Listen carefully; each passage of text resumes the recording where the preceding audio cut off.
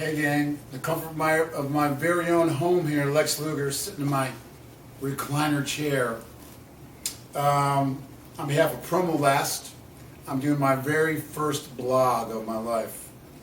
I'm not big on computers. I'm the Fred Flintstone of computers, so here we go. I'm going to answer 5 questions that were chosen off your blog questions, I guess. So here we go. The first one's a very long question from Nick Roberto. He asked, what was your favorite all-time period of Lex Luger during your wrestling career? For example, was it the Narcissist, NWA, WCW as a face, WCW as a heel? You always seemed to look genuinely happy in the ring and looked right at home at all times. How nice. I personally think the NWA Wolfpack days were your best, and by the looks of it on TV seemed to be some of your favorite times as well. Well, Nick, that's a long question. And you seem like you answered it for me. But because the NWA Wolfpack was an awesome time, we had a great time, great reaction from the fans.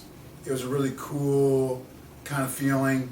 So the music, I think it was maybe when we came out as a group and the music hit, probably one of the biggest reactions that I ever heard during my wrestling career from the crowd. So that was definitely a great time. My all-time favorite period would probably definitely be a toss-up between the NWA days and maybe the Four Horsemen, because the Four Horsemen days was all new, and I was with Ric Flair and Arn and Tully, and they had the World Tag Team titles, and I had the U.S. title, and Rick had the World title, and we had J.J. Dillon, and we felt like we were ruling the wrestling world. So everybody hated us, but they kind of loved to hate us. So that was definitely a very high period for me as well for my wrestling career. So I'd say the pick between the two, I'd say maybe because it was when it was also fresh and new to me, probably the Four Horsemen period. But the Wolfpack was also way up there with that. That was fantastic. And those are probably the two. I would say all-time. I had a lot of favorite time periods, but those are probably the top 2. So you were half right. Bill Costin asked, I would love to hear your memories of combing the Royal Rumble with Bret Hart and also wrestling Yokozuna at WrestleMania 10. Well, I always, Bill, loved wrestling Yokozuna anytime, and being in WrestleMania was awesome. Yokozuna was I used to call him the dancing bear, because him and I were, number one, good friends outside of the ring. We went on Euro trips on the bus, in hotels. Him and I were always playing cards together. We were very good friends outside of the ring. He's an awesome guy to be around. He had a great, really warm spirit. And he was great to work with the ring because despite his size, he was so agile. And he could get more out of just taking that one bump in a ring and maybe a slam and a bump in a match.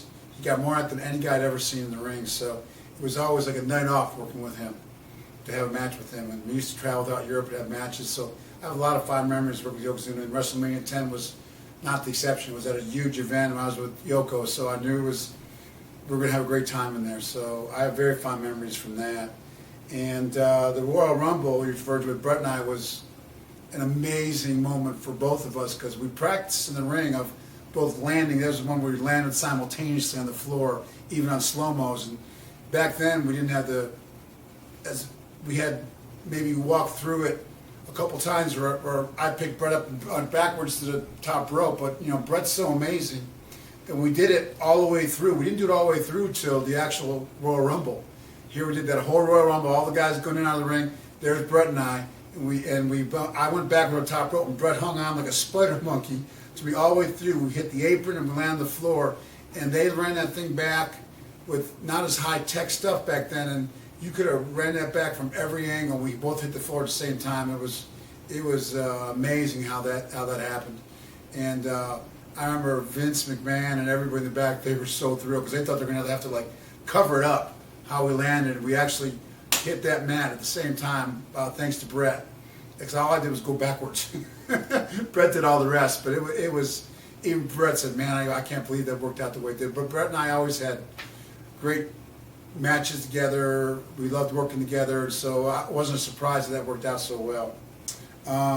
Michael W. asks, what inspired you to get into wrestling? Did you have any heroes that you looked up to when you grew up?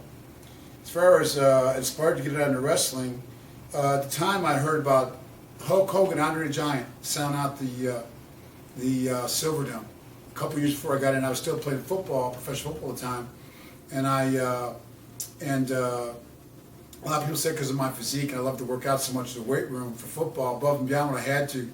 So people always said, man, you should get into professional wrestling with that physique of yours. So that kind of piqued my interest. When I heard they broke the indoor tennis record, I also saw it as the Lex back then as a great financial opportunity, to be honest with you. So that in combination with everybody always telling me I looked like a wrestler, kind of definitely inspired me to get in.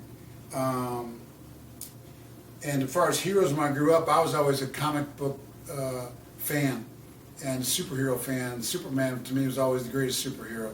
My number 2 was Batman. My number 3 was probably Thor. But I was a big comic book fan back when I was a kid, so I was always kind of looked up to the superheroes because I always thought of things in kind of a big way. I had my sports heroes and stuff, but comic book heroes, the bigger in life ones, were always my favorites. And money had a reason for me to get into wrestling as well, because I always thought we were kind of like superheroes and comic book heroes, larger than life.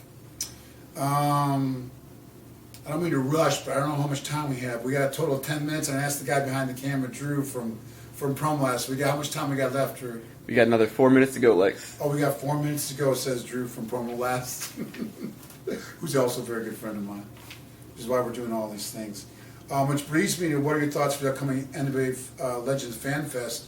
My thoughts are that, for Promolast, first and foremost, because we want to have a really great show in Atlanta in 2010 that really puts the fans first. I've been to a couple of these shows, and it's great to get back and see the fans again.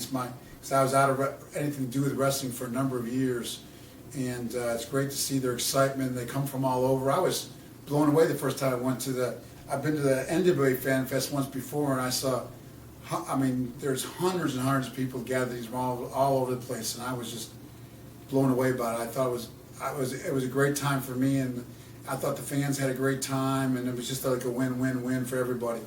And we want to really have the best one ever in Atlanta in June of 2010. And it's amazing how God puts people together, and God put you and I together. We actually lived in the same apartment homes, and we met, and him and a couple other friends of mine, Tom and TCR, are working together to have something great for me and where my life's at. The Lord, I'm coming to the Fan Fest for Shepherd Center, who's helped me get back on my feet and with my spinal cord injury, and raise some funds for them.